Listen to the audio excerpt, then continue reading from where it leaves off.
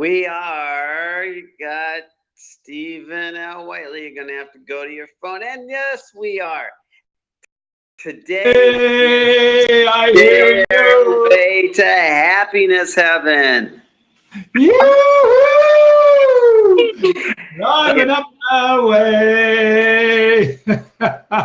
Stairway to happiness heaven. So what is that all about when we have a stairway to go? Now, we could talk a lot about a lot of things, but don't you think, Stephen, that, we got to let go? You're saying we have to let go of suffering?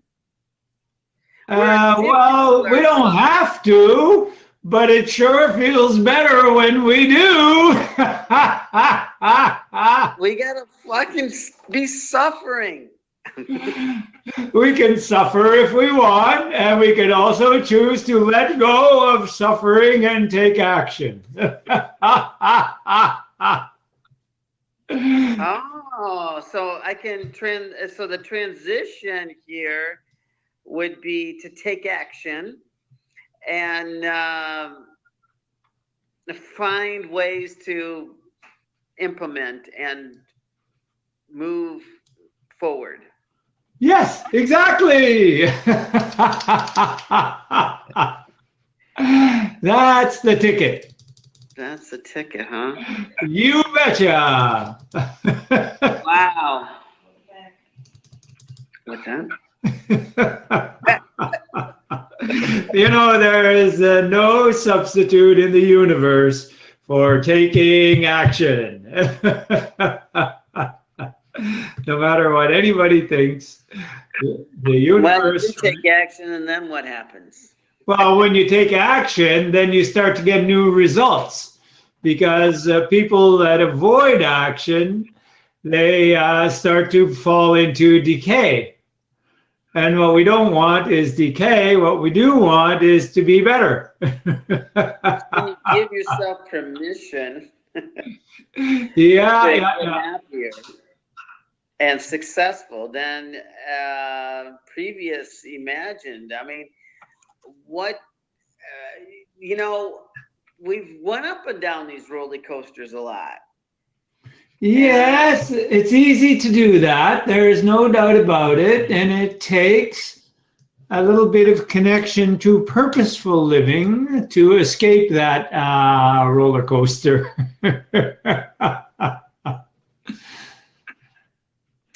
And in the so how do we actually give ourselves permission? Well, there are different ways to go about it, but my favorite way is described in chapter 2 of my book, is where I do a meditation where we get together with in our mind with the souls of our ancestors. And we not only let them know that we are giving ourselves permission, but we also request their help and their support in moving us forward on our great, better mission in living. And that's fun. Getting out there and seeing other people smile because our mood is contagious is really good fun. I was out there today picking up a few groceries. And the young cashier, I was getting out my debit card, and I was just kind of singing away to her, not a song, but just about what was going on. How are you today? Well, let's see if I can pay. And you should have seen her mood lighten up, eh? It was really fun to see that. So, we can suffer, look how much the groceries cost. Or we can suffer and say, I hope we don't run out of money this month. Or we can help to make our world happier and better. I think I'm going to turn on my light here because we're going to get into that situation where it's going to get dark. There we go. Lights are on, and look, everybody's home. The lights are on and everybody's home. Yes, yes, yes. I think I'll give myself a few clicks for that.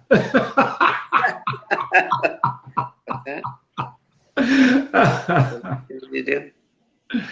Yeah. So, yeah, you know, we've all heard of the 12-step program that is for giving up addiction, but I don't think very many people have heard of the 12 steps to actually join us on the stairway to happiness heaven.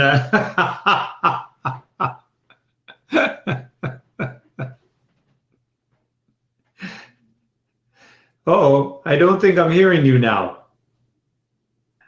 I'm in. Oh, you're in. Oh, good. Oh, there's Periscope Mall back. Hi, Periscope Mall. Good to see you again. I'd love to have you join us, Mr. Periscope Mall. It was awesome. Oh, good. Yeah. Well, Stephen, so what's the beginning stairway to happiness here? Okay, so the beginning of the stairway to happiness heaven is openness.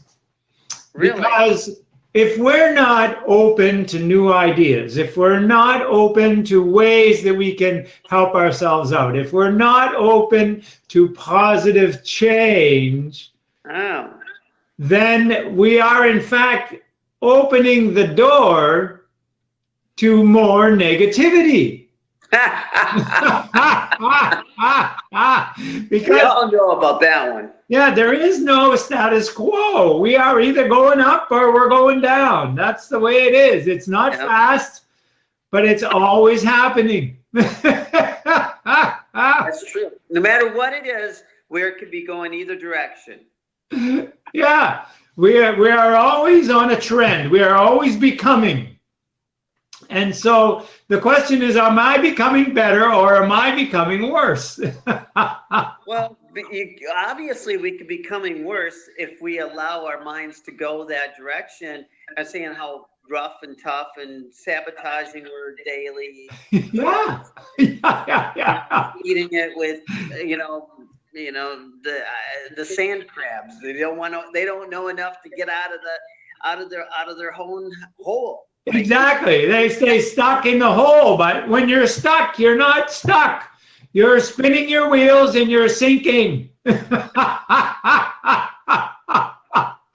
that's interesting. Spinning your wheels and sinking. Yeah, because there's no such thing as stuck.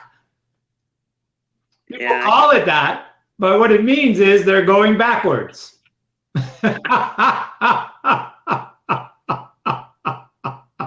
Wow, look at those hands coming through. Periscope Mall is doing a great job. I'm getting a big hand job on that one. Yeah, I love it. So how am I getting stuck?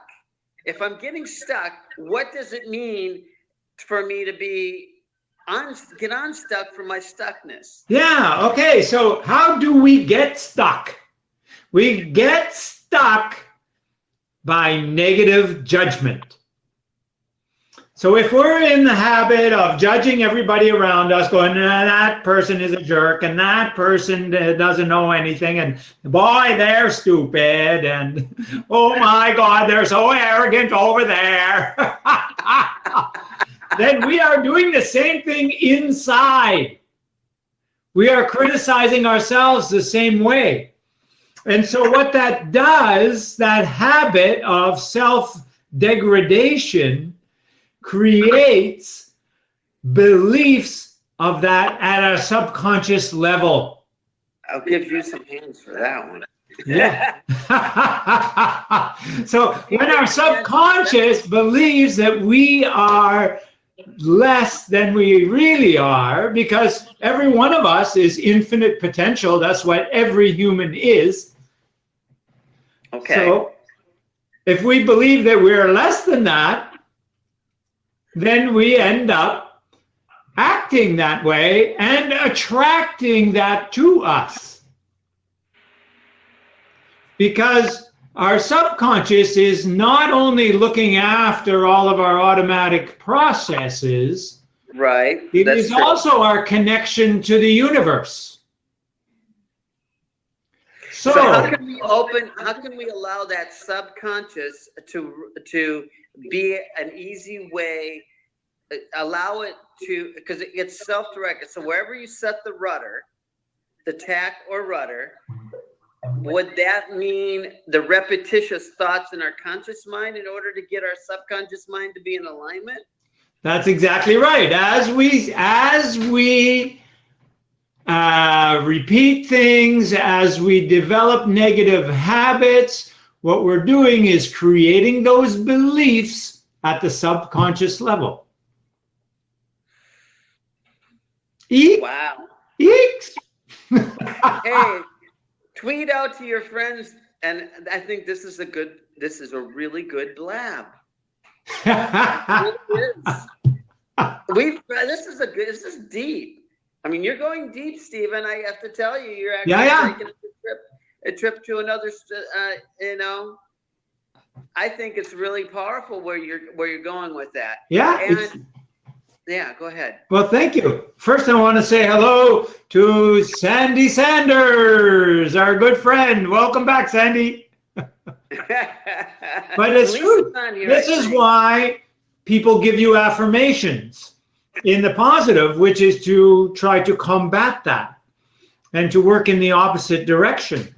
But all the time that we're doing negative affirmations, which is all this self-judgment and self-deprecation, it's just like doing affirmations. Right. So we're creating beliefs.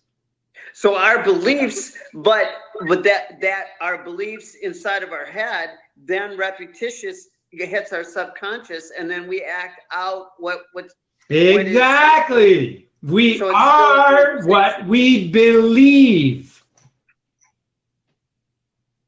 Oh, so we believe old negative habits because that's what we're familiar with. Yeah. So if we believe we're small and insignificant, then we act small and insignificant, and that's what comes into our life.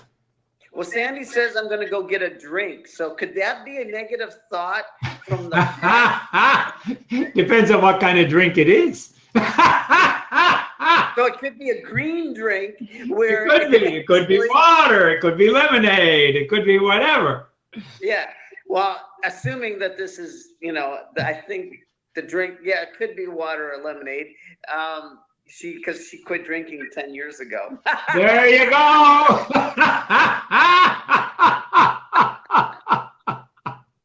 Hey, I'm totally impressed with this hand action. Nice work, Periscope Mall. Oh, Brandon is with us. Hi, Brandon. Welcome, welcome, welcome.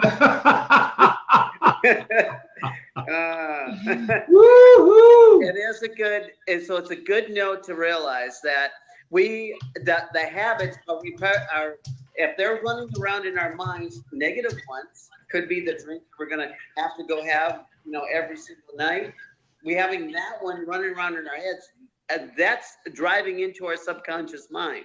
That's right. And then once that's a belief, our subconscious mind puts that into implementation. Wow. Yeah. See, the subconscious mind is the implementer. That's why when we get into a conflict with ourselves, if we are in a conflict with ourselves, we always go back to what we were doing before, right? Right. Is that your experience? Here's what Brendan was saying. Having a positive attitude is only half the story. That's right. Fill the rest of the role. Do you agree with that? I do, because a positive attitude is good, but if you have a positive attitude, but you're carrying these negative beliefs, and you're not acting in a positive direction all the time because of these negative beliefs, then that's never going to be enough. Yeah. Hey, Hey, Soul Vision Heals. Hello, Soul Vision Heals. Welcome, welcome, welcome. Hey, Brandon. And Umbra. Hello, Umbra. How's it going? Brandon. Hi, Brandon. Hey, how's it going, Stephen? How's it going, Robert? I'm doing great, thanks. Good to see you here. Yeah. So, what can we do for you today? Oh, not too much. No, I actually just hopped in here, so I apologize if I'm treading old ground. But no, I meant by my statement earlier. And you guys actually, when I say I meant, you guys didn't get anything wrong with it. But one thing that is a problem is that a lot of people, they start saying, well, I need to start thinking more positive because I'm always down on myself. So it's like, I won't be ashamed. I won't be ashamed. I won't be embarrassed. I won't be embarrassed. I start standing up for myself. And they keep saying it to themselves, but they have to keep reminding other people. And then you notice that they just keep saying it, but they're never applying it because they think that if they keep thinking it, it's going to happen, but they don't have the discipline to actually implement those actions. Here is something really important, Brendan. Is that the subconscious. Hey, Rebecca! Welcome. Awesome to see you. Subconscious does not understand the negative. So if I say I won't be embarrassed, at a subconscious level, you're hearing embarrassed. Like if I ask you to not think of an elephant, you make a picture of an elephant, and then you have some way of negating that. Yeah, but no, I hear you saying. Is the elephant, and that's what your subconscious sees is the elephant. You know, that's quite plausible. I think that makes plenty of sense, really, because you know it's kind of like you know, trying to get over somebody. It's like, well, I'm not going to think about my ex, and then you keep telling yourself that, and then you keep thinking about your ex. So it's kind of like that. Exactly. Then you have your ex in your mind, and so that's the problem. So what is really critical important of everything that we want is what do I want instead? So yeah, that's good. That's something to ponder over. Yeah, I like that. That's really, really important. Yes, come on in, Rebecca. I can see you're itching to say something. I mean, if you've got an issue with your ex and you're continually in this mind, what I call, it's R-rated, mind nastiness going on in your head, then take action to remove it. There's obviously a core issue going on inside of you, that there's a need that you want from that ex that's not being fulfilled anymore. So find out what the need is, become aware of it, fix that, and then the ex is gone, right? Exactly. Like the subconscious only raises an issue to our conscious awareness because it thinks we can deal with it. But when we don't deal with it, it just gets more and more and more prevalent and gets louder and louder. So yeah, but that's really hard. You're saying that, Stephen, but it's like when we're hearing it, it's like we feel there's a sense of where's the process where's the process in there so we can relieve ourselves from that. Like sure, I'll be happy to tell you the process. Okay, so when you have something like this going on, some kind of inner turmoil, whether it's physical pain or emotional pain or just inability to be present because of something going on, then the first thing to ask is, what do I want instead? Okay, and then, you know, if it's peace of mind, or if it's to get fit, or to find a new partner, or to get healthy again, or whatever. But it's very important that we flip our mind over to what we want instead of what we don't want. So in other words, staying in the solution rather than the problem, right? Exactly. The more you think about the problem, the more you prolong and propagate the problem. But you can't cut down that problem that's going on in your mind unless you know the source of where it's coming from. So therefore, the only tool to be able to do that is to think about, for instance, what it is about your ex that you're missing. Okay, I absolutely miss his or her presence in my life. Oh, okay, am I lonely then? And then deal with the loneliness. What can I do as the solution to deal with my loneliness in my life, rather than pine over something that's in the past. You're stepping into the future moment. Yeah? Yeah, exactly. So in this case, you know, what I would say is the solution to that is you're looking for love. Right? So in the wrong places, because it should start with us first. Yes. Self-love first. Then you're capable of loving other people, right? Awesome. Yeah, exactly. Loving the self. Oh, it's the core of happiness. It is. It's what our little people all want, and so often we forget about the little Brandon or the little Robert or the little Stephen, and we stick them down on a shelf with all their issues, and we grow up and be the adult, and we stuff, and then all of a sudden it comes back to bite us in the ass. Exactly. Right? Exactly. So tell me, Rebecca, do you have some tools for learning to love yourself? A gazillion, but do you know what? Every single person's journey is unique, and every single person needs different tools to cope with whatever strategies or situations are going on in their life. that's a good point. Yeah, I can agree that. But do you think there might be some tools that could be widely applicable? No, I don't think there is such a thing as widely applicable tools, because I think every situation is so unique. Everyone has those. I mean, a lot of people have the self-love issue, or the I'm lonely issue, and the first thing I say to my clients with the I'm lonely issue is, actually, you should never feel that you're alone. You should be okay with your own company. So how can you change that? How can you get yourself out into the community to build friendships and to feel okay about coming home and being alone? Because you know what? That's the best time to go within and be quiet. Exactly. In this fast-paced technology world. Yeah, to recharge, to rejuvenate. Totally. And I mean, that's where I start with a lot of my clients. They don't understand what it's like to be alone and enjoy it. Yeah. Where do you live, Rebecca? In New Zealand. Sorry, am I speaking too fast? No, I was just curious. I was talking with one of your country mates this morning, actually. I had coffee with her. Oh, really? Yeah. There you go. Yeah, her name is Sally Guest, and we shared coffee together. She's recently moved here because her husband is Canadian. Oh, you're in Canada? Yes, I'm in Ottawa. No idea where that is. That's okay. Cool. You don't need to. I'm in Canada, yes. And look at that. Here we are having a conversation. And Robert is in California. Oh, are you? Yeah. Beck, it's an awesome. Very cool. Awesome. So let me ask you this. How did you get into being a coach? Into being a coach? I spent probably the first 24 years of my life jam-packed full of abuse, full of struggles, full of addiction, full of depression, every sort of thing that could go wrong. I had it. I was dealt it. And I thought, you know what?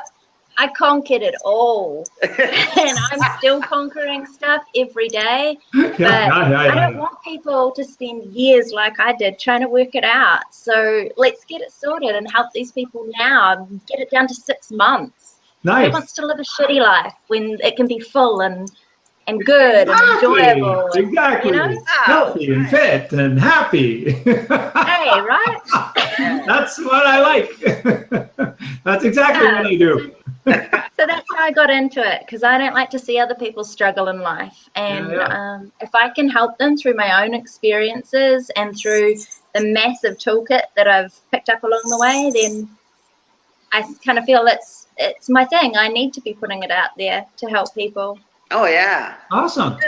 Hey, well, thank you very much for your contribution. I really appreciate it. And on that note, I have to go because I've got a client. Okay. Have fun. Well, I hope you have a happy time with your client. I will. Thank you so much for letting me on. Thank you. It's a pleasure. Goodbye. And Brendan, what do you do? Oh, I work as a freight broker. As a Nothing glamorous. A freight broker. I pretty much move freight. It's not glamorous, but it gets the bills paid. Yeah. And nothing wrong with that. We need freight brokers in this world. There'd be no freight if there were no freight brokers. Yeah. Practices. So that's all good. Yeah. So, but you're a freight broker who likes happiness, though, right? I'd like to think I like happiness. Yeah. Well, you just got an important tip there. So when you feel down on yourself, just ask yourself, what do I want instead? Then there's a few other steps to that. Because once you do that, you go, okay, that's good. Then ask yourself this really important question. Why do I want that? Yeah, no, that's a really good way of looking at it. Yeah, because that's your motivation. If you have a good big why, then that's a lot of motivation. Yeah, definitely. No, one thing that I found that always helps me kind of deal with any kind of stress is I'm a very logical person, so I like to take as logical a step as I can. Yeah. And like I said, you know, and even though I put my what I said earlier about I'm not going to think about my ex, and to reverse it, I've never actually thought of it that way. But that is one thing I do is like, well, let me think of ways that let me think of other alternatives. You know, I can't just say I'm not going to think about that. Exactly. I'm gonna, you know, find something else to do, you know, or I'm gonna figure out a different way to enjoy something, or, you know, something like that. And you know, I try to take as rational an approach as I can, you know. Excellent. So that's really good.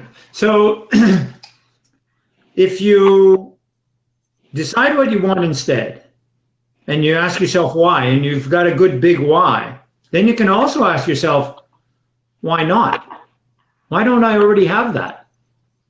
So what you're saying, Stephen, is just it's almost like just being in the question. It is, absolutely. So you're saying, well, a lot of times the deeper question here is like, what we could go through our day asking ourselves a question that would, you know, what grand and glorious adventures are we going to have today? Yes. The questions, there is a theory that everything revolves around the questions we ask ourselves and the answers we give ourselves. Wow. There is a theory around that. So it's really good to ask powerful questions, and the questions of youth are not empowering. I write about this in chapter 1 of my book. There are 6 questions, right? Who, what, where, when, why, how. You can also ask questions like, you know, did you, will you, but I think all of those other questions can be answered with yes or no. So all the real meaningful questions are the 6 questions. Mm-hmm. So when we grow up, we want to know what our world is. What the hell am I doing here? How did I land here? How does this work? So we're always asking why.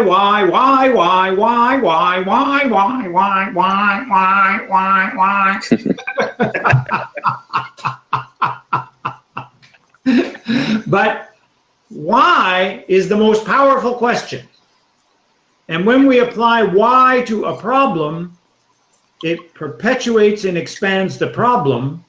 When we apply it to a solution, it makes more likely and expands the power that we're putting into the solution. So 3 letters. WHY. This is the only question that has an emotional component. All the rest are factual. Okay. A why has an emotional component. So why can be really powerful when you're persuading people and when you're motivating yourself. And it's powerful in both directions. So if you ask it about the problem, you're justifying to your subconscious mind that there is a reason that this problem exists. It's a valid situation. Jeez. And if we ask it in a way that's like, why is this always happening to me? We're telling our subconscious as a presupposition of that question that this is always happening to me, and it's always happening to me because of who I am. So I am a person that deserves this to always happen to me. So terrible, terrible way to go about using questions. So if you ask better questions, like when a problem goes, you go, what's great about this? Because everything has both bad and good in it. Then you can start training your brain to look for the good.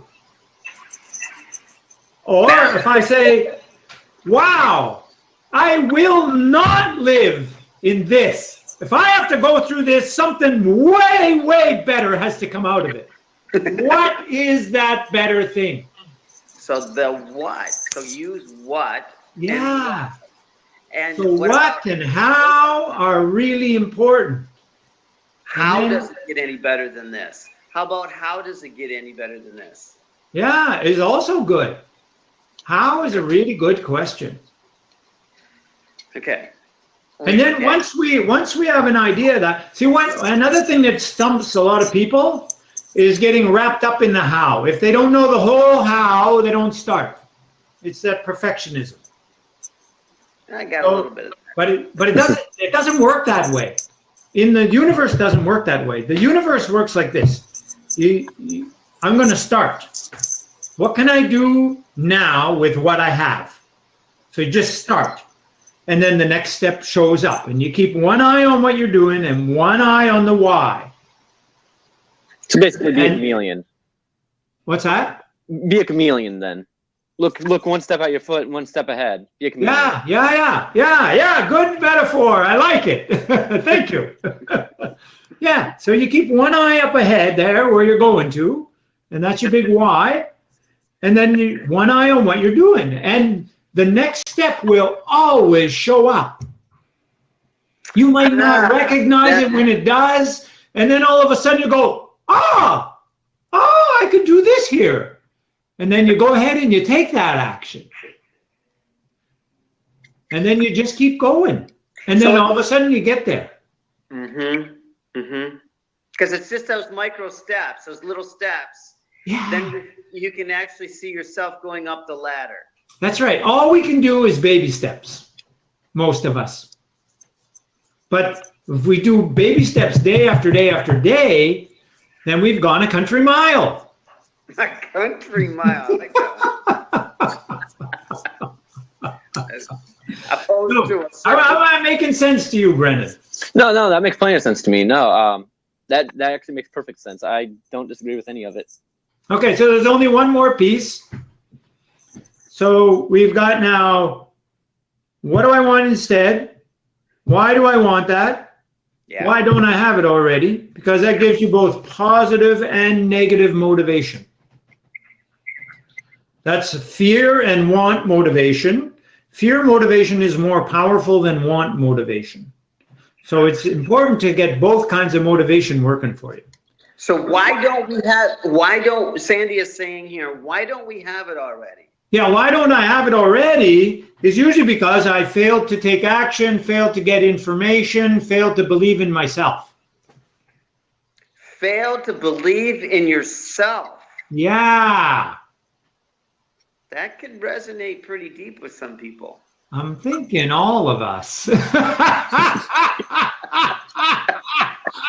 I don't think I'm alone in that.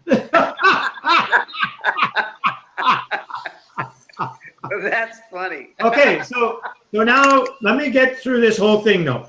So we asked what we want different, and then why and why not. So now we've got the what and we've got the motivation. Then we ask how, and that only has to be the first step. And then the last question is, when do I start? Because you want to be time-based. You know, it's all fine to have the ideas, but action takes place in time. So if I can start right now, then that's the right thing to do. And usually we can. But if I can't, for some reason, start right now, then there are only two valid times, now and then. Any other time is not valid from an action standpoint. And then has to be a specific planned time, a named time.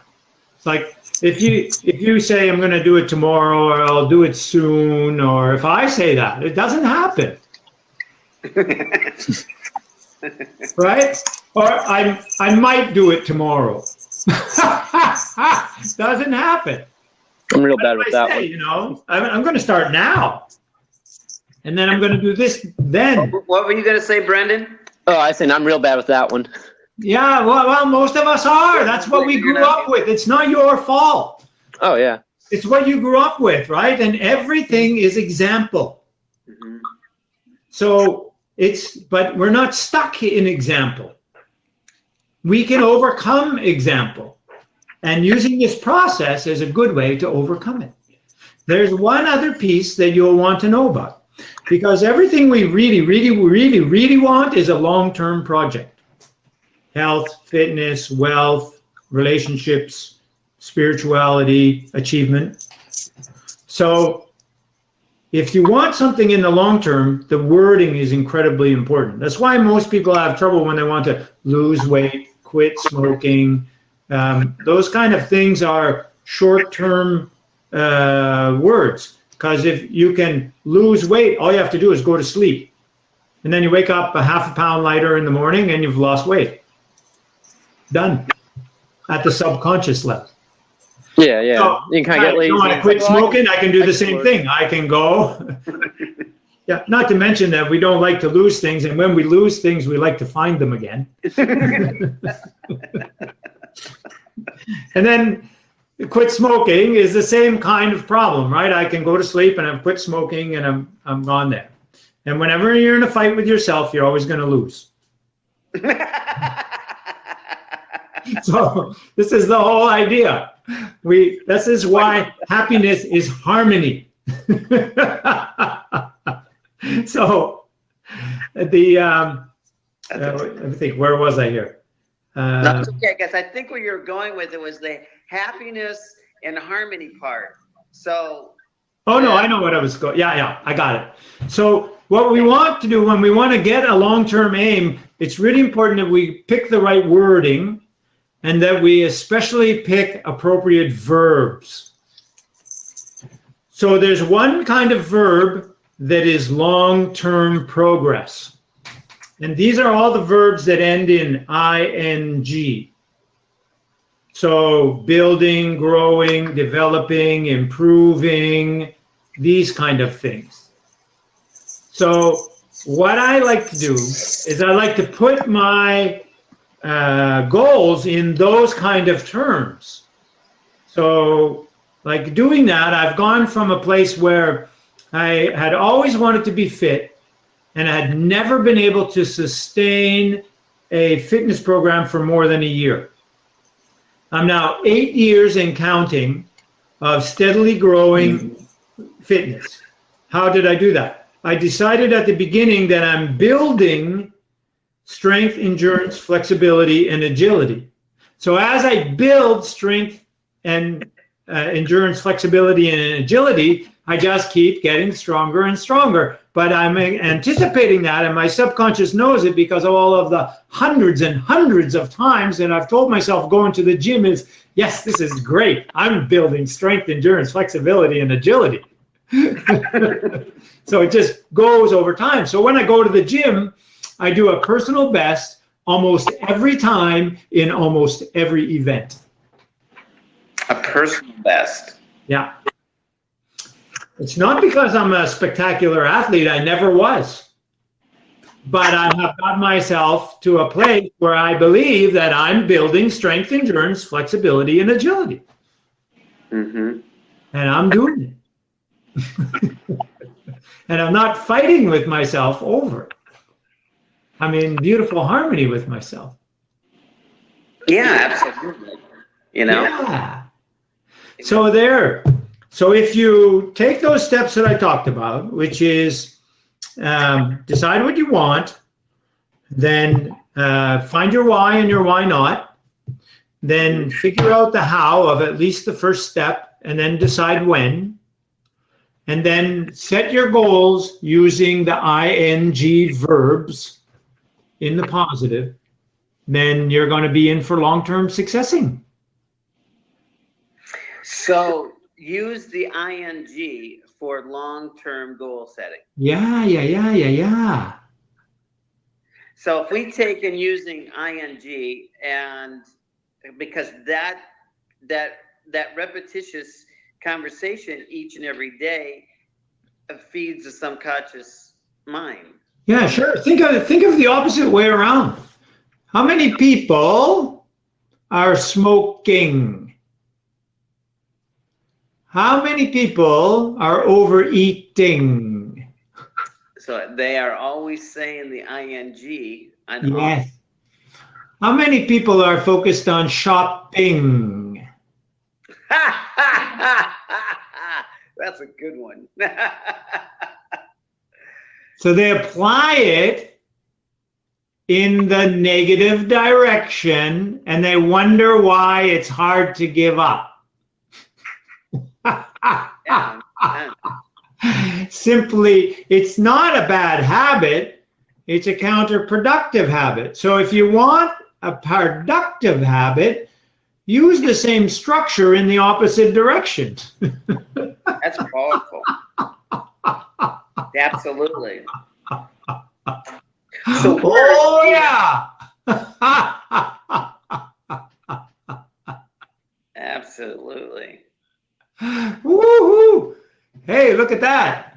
So there's Sandy Sanders helping us out with presupposition. It looks like she's trying to get on. Can we get her on? We're trying to. Sandy, you mean? Yeah. I know. Sandy's got to turn her phone on and turn it back on, and then we'll be hot on her tail to get her on. All right. She's got Darn, I think I have way too many pictures on my phone. Need to clean it out. Be right back.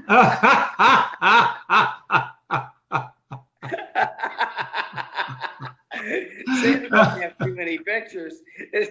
Sandy, we're getting Sandy to come out. We want Sandy on these blabs. Oh yeah. She is the bomb. She knows how to speak to people, how to come across in a way that really she's magic with people. Yeah. We can definitely talk about relationships and how women can choose the right man by the right question. They can ask the right question, train their minds with ing and the end of their stuff. And then what happens if they get married? What happens then? Well, then they keep on loving. That's the word. I keep on loving my husband, my boyfriend. Exactly. So we're always using loving. So loving keeps it moving, and it goes through all our conscious babble that we go on all day long, and reads our subconscious actually hears that, directs us in the direction of having that loving feeling with a special other person or many others, could be the world, and as well as an individual. So using those ing on the end of things, I'm loving what I'm doing on Blab. I'm loving what I'm doing on on the social media. I'm loving what I'm doing on building an image and that's exactly right. I'm learning and loving. Yeah. And laughing. I'm loving the idea that we can actually have a communication platform that resonates with people and communicates a message that enters that subconscious mind in a way that is fulfilling, and they can go to bed happy at the end of the day. Yes. That they've heard somebody laughing, so we're over exaggerating. So the real purpose here is we're really over exaggerating laughter, because laughter, if we can laugh about how ridiculous some things are happening, then our ridiculous loving stance and repetition running in the mind says, I'm happy. Oh. You can speak for yourself. I'm not exaggerating laughter. I'm having fun doing what I'm doing.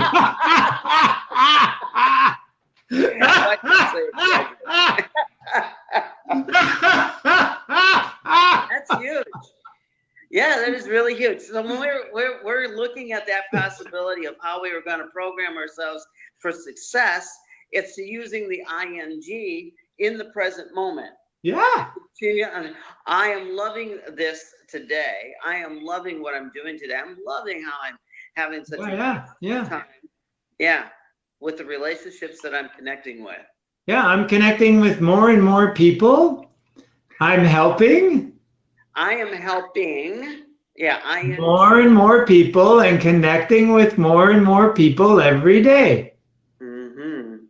It's all in the verbs. Yes. So that drops and puts a focus on the rudder. Say we have a ship, then it's got to go from one point to another point A to point B. So we set that rudder intact by using the verbs. Yeah. So if you want to take that metaphor a little bit further, your conscious mind is like the captain of the ship. And your subconscious mind is like the navigator. So the navigator runs the crew and makes sure that we stay on track. And the captain gives directions, but he can't run the boat by himself. So this navigator likes to go where he knows that he's been before. He likes to do that. So when the captain says, hey, we're going over here, the navigator goes, Captain, that's not where we go. We go over here. And if they get into a fight about it, the navigator just goes. But if the captain says, hey, roger that, navigator, I hear ya. We usually do go over there. Not a problem. Today we're going to try this out. Pay attention. See if it works better or not. Now let's go.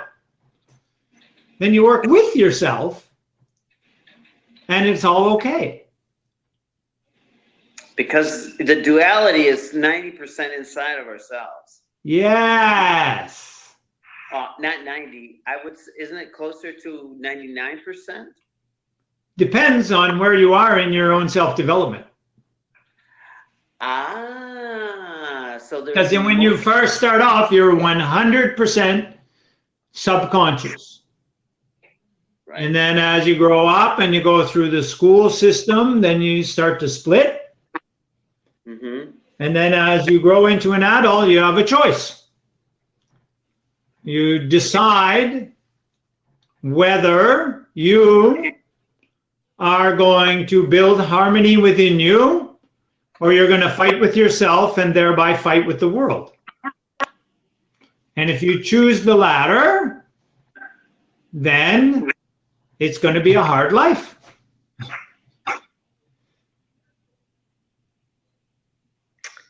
Wow, we got some programming to do.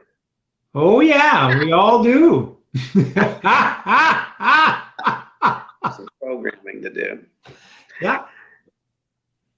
We gotta, dial in that. Hey, can I say something about that? It's sure. Not that we have got some program to do. It's that programming ourselves for the better will have us loving ourselves more.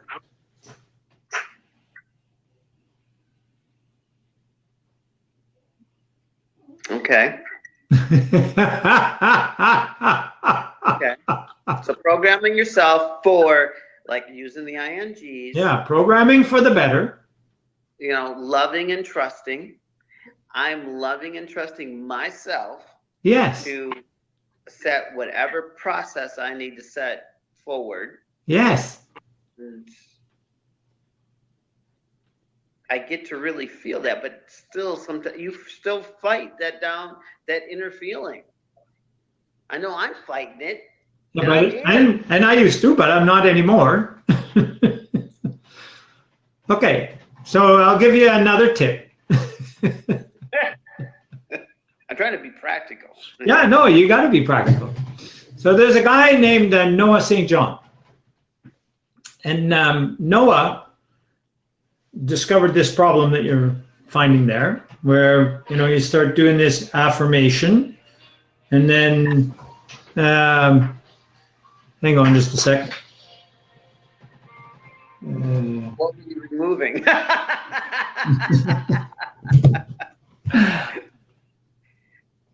There we go. Okay. So let me think. Where was I? Oh, yes. Okay. So he recognized this problem you have. You start giving yourself an affirmation and you don't believe it, and you get this conflict going with your subconscious and your conscious mind. And so he thought, well, maybe instead of using it as an affirmation, maybe I could use it as a question. And then instead of contradicting my subconscious mind would then provide an answer for it. So instead of saying something like, I am abundant and always have more than enough, he would say something like, why is my life such a life of abundance, more than enough, and plenty? So then the subconscious doesn't have anything to fight with. It has to give us a response. But you still have to get past the old habits and programming.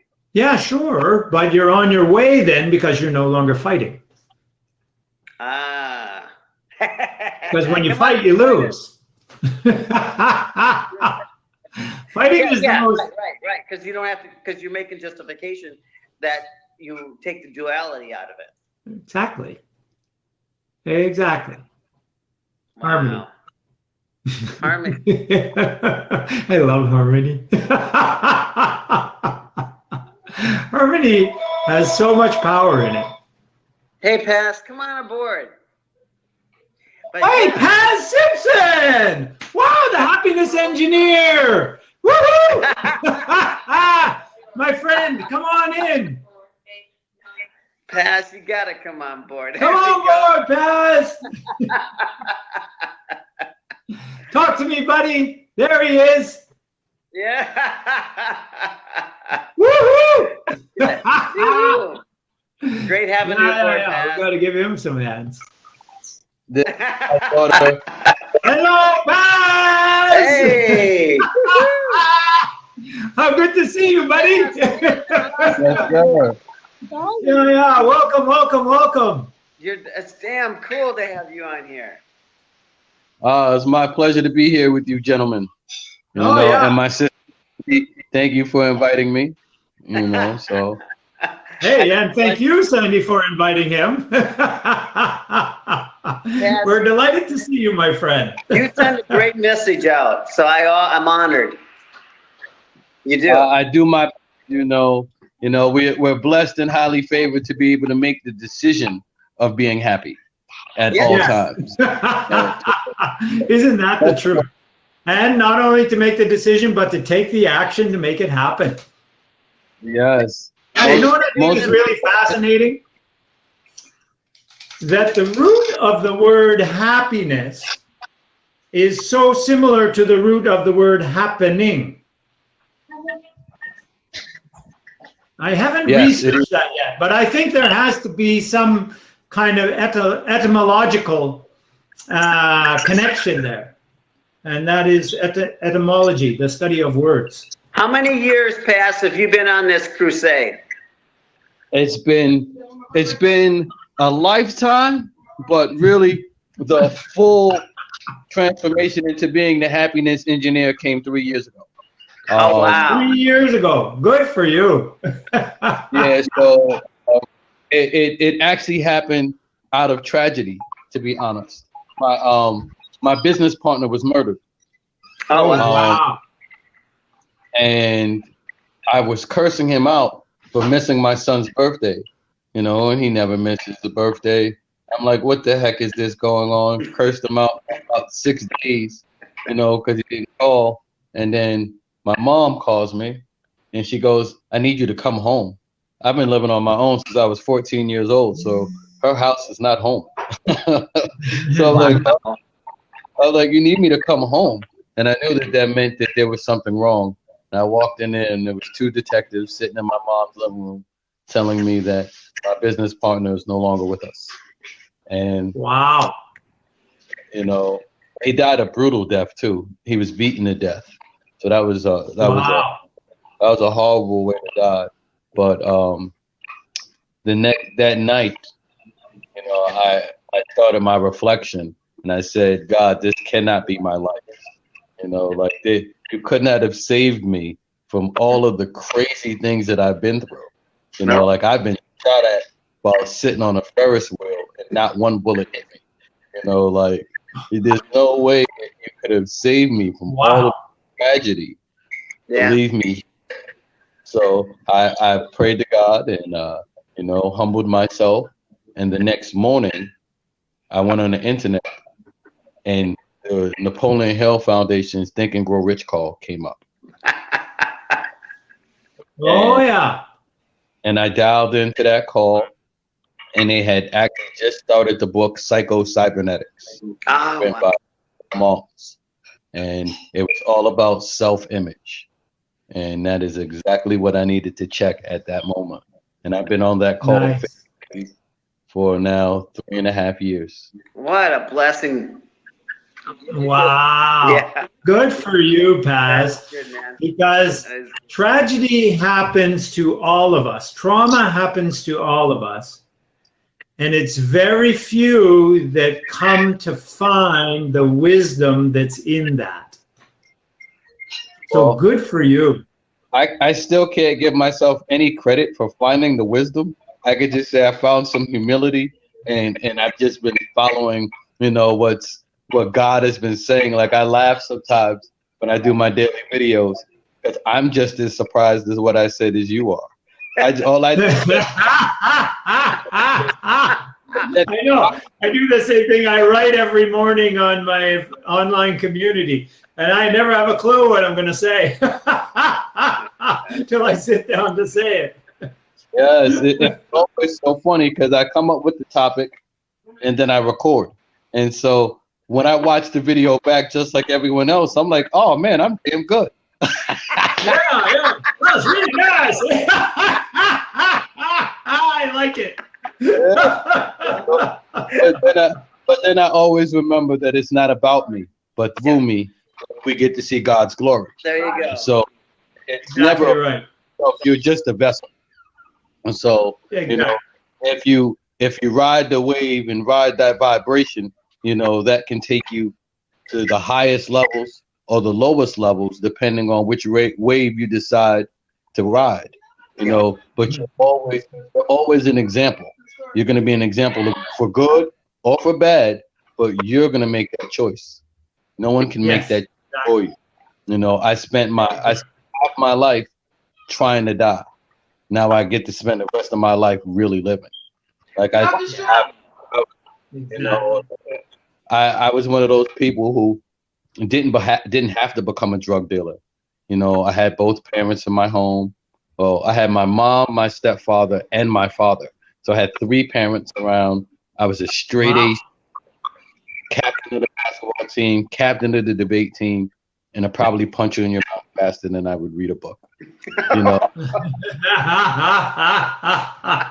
because you're going on the spiral down into the depths of just misery, or like you were just conflict. Yeah. Well, what it was, I was small, living in Manhattan, with a funny name, big glasses, and a real Napoleon complex.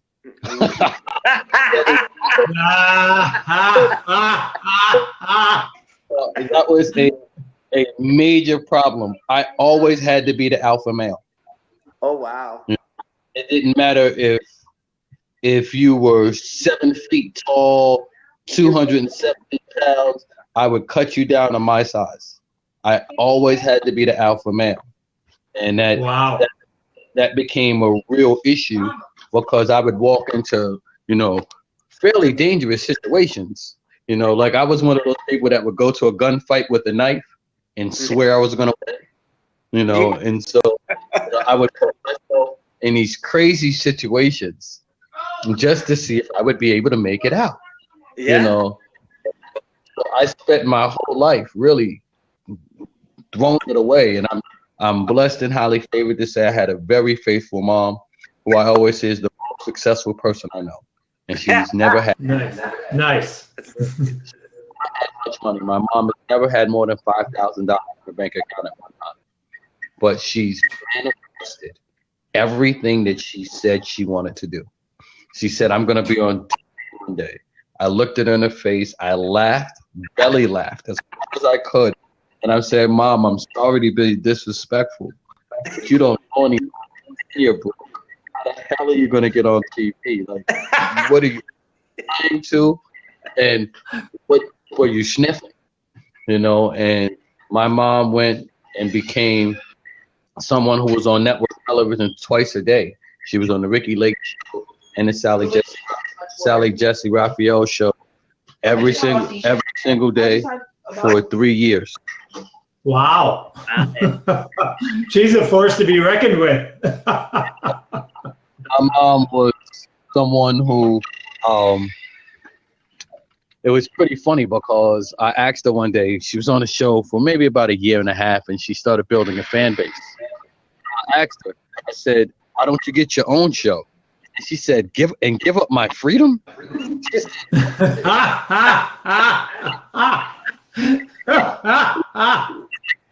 in the limit. Now you're breaking. I'm like, who gives up that freedom? You know, my mom has traveled around the world preaching the word of God. She's actually in New York State. She goes into the prison system and into the hospitals. And You're breaking up, Paz. so she said, I was going to travel around. I like, yo, once again, you don't know anyone. You're broke. What are you talking about? She said, God always provides. And my mom has been all over the world. My mom was a former welfare mother. You know, all my children were going to graduate from prep school. I have a education, so do all of my brothers and sisters. So growing up in Harlem and Manhattan, I still graduated, you know, from one of the top high schools in the whole United States. Wow. You know, tuition was $15,000 a year when my mom didn't have 8 cents.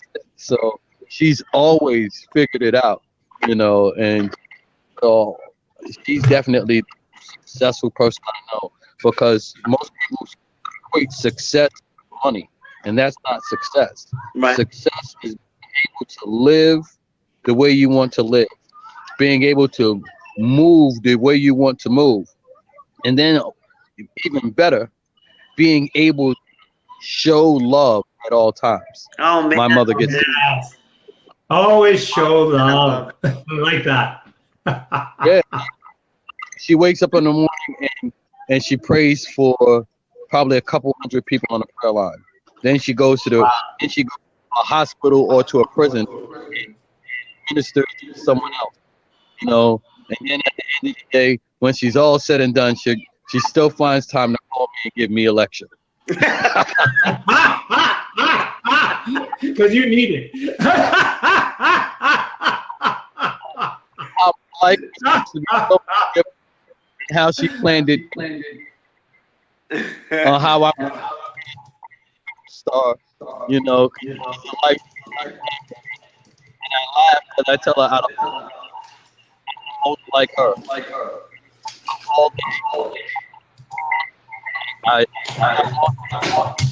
We're breaking up there, Paz. You're breaking up. Can you hear me now? There we go. A little bit better. Yeah, that's better. Yeah, and I never worry about money. Like, I know it's always going to happen. You know, yesterday I released my first book, so I'm super excited about that. You know. Hey, good. How did the launch go, Paz?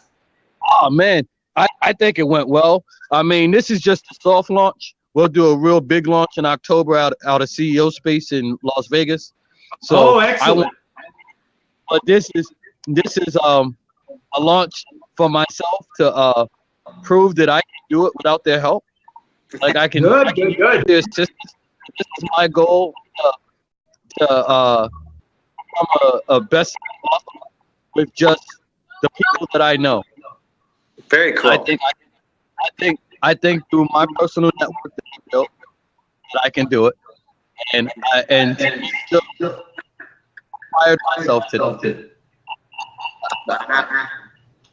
Nice. Very happy for you, buddy. Very happy for you.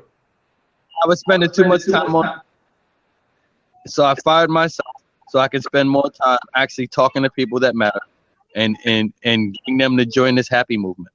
Nice, nice. Yeah. And so we were talking about the 12 steps on the stairway to happiness heaven. You want to know what they are? I'd love to. Okay. So I think the first one is openness. You got to be open to improvement. You got to be open to new ideas. You got to be open to new ways. And then I think the next one is understanding.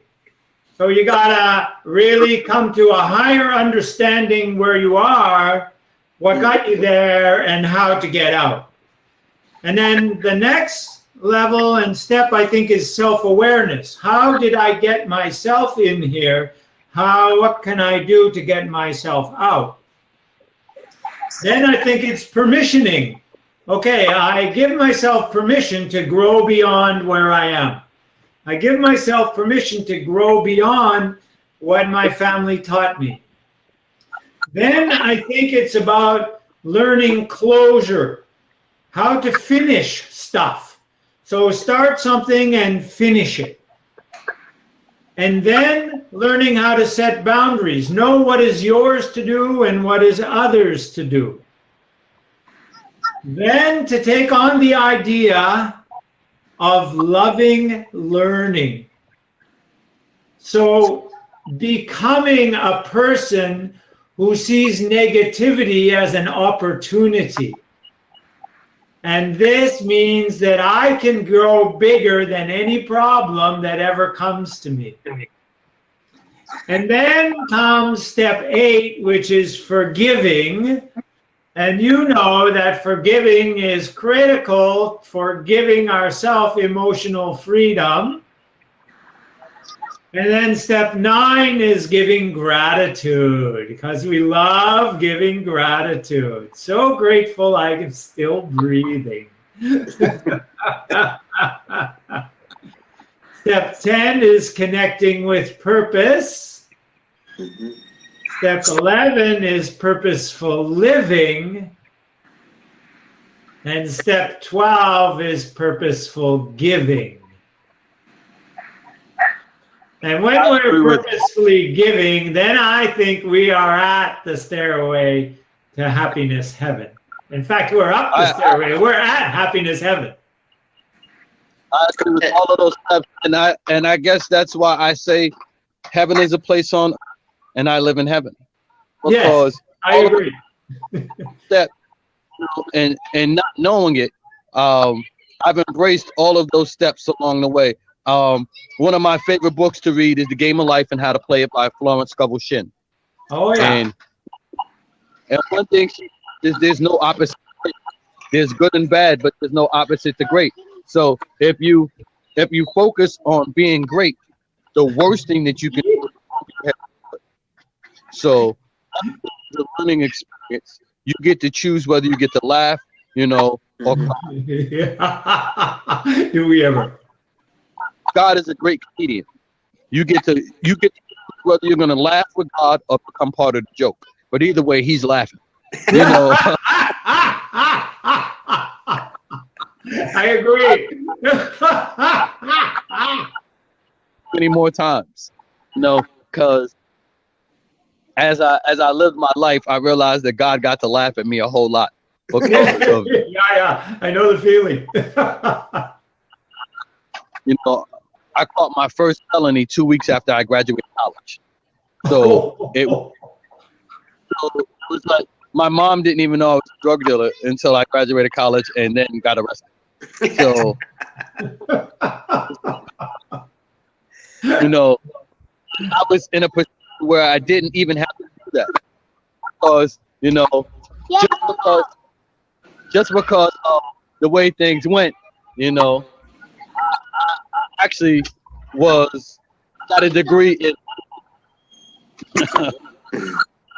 That was basically international relations. So I could have removed myself from the streets and just did something, but because I was focused on the 80s reality of everyone in New York sold drugs, because that's what the movies told me, that's what my friends told me, you know. Yeah.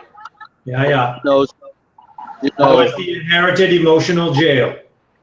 yes. It's funny, like I show my kids all the time. I'm like, you remember that?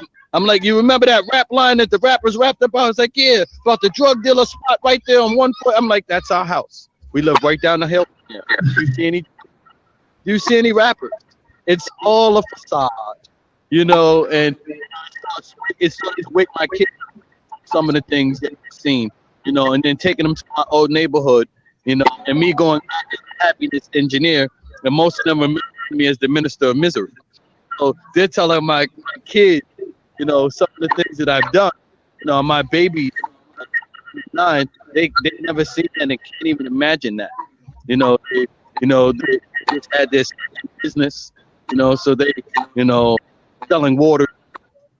So they don't know anything other than the entrepreneur dad, happy dad. So when people tell them stories in the 80s, they're like, nah, not my dad. They're like, do you see the scars on his body? Like that didn't come being happy. So I always sit back and laugh because, you know, we make things. You know, if I didn't get arrested, you know, 2 weeks after graduation, I might have been the corporate fool my mom wanted me to be. Mm-hmm. Yeah, exactly. But I spent time in jail, and then when I came home, they didn't want me, and I didn't want them. Yeah.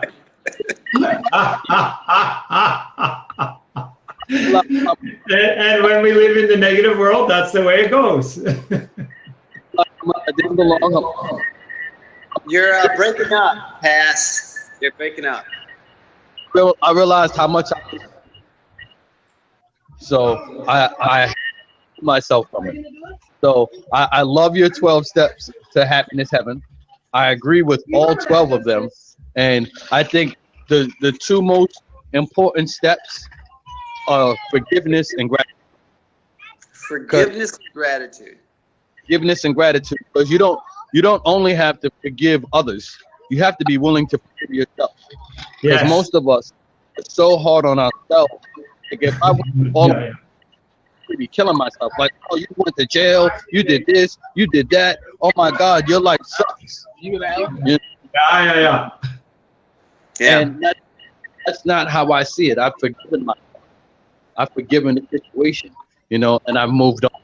You know, you have to learn how to forgive yourself, and you have to be grateful for all things. So if you fall on, grateful you didn't die, because that fall on the head, that bump on the head might have been a lesson that you needed, so you don't make that same trip. Exactly. You know, that's exactly what negativity is for, is to wake us up to the higher truth of us. Yes. I say those 12 steps, if you can forgive more, if you can grateful more, you can love life. Yes, I would agree with you. You know. That's very cool, Pass. Hey, thanks so much for your input, Paz. It's been really great to see you here. It's an honor. It was my honor to share with you guys. You know, it just, like I said, I got that message from Sandy in perfect time for the kids. I was just getting ready to grab. You know, press that button to tweet out to your friends. Press that little birdie. Yeah, tell a little bird. So usually, Paz, we're here every day at 2 p.m. Eastern. This is unusual that we're here in the evening because I had a meeting this afternoon. But usually we're here at 2 p.m. Eastern every day except for Sunday. Okay. There we go. I mean, 2 p.m. Eastern is actually a good time for me. So excellent. My best to attend. Thank you. All right. Well, we look forward to seeing you here often then. Just inbox me. Thank you. I'll do that. We'll Thank do you, that. Pat. Pleasure to have you on board. Pleasure to share happiness with brother. Yoo-hoo! Okay. So I think we should close up and laugh off. What do you think, Robert? Or should I summarize what we've talked about first? Thank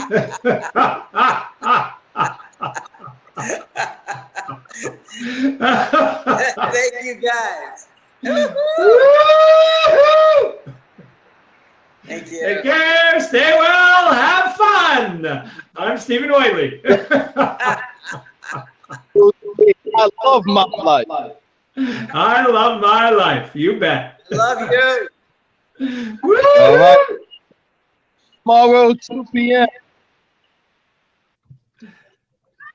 That's right.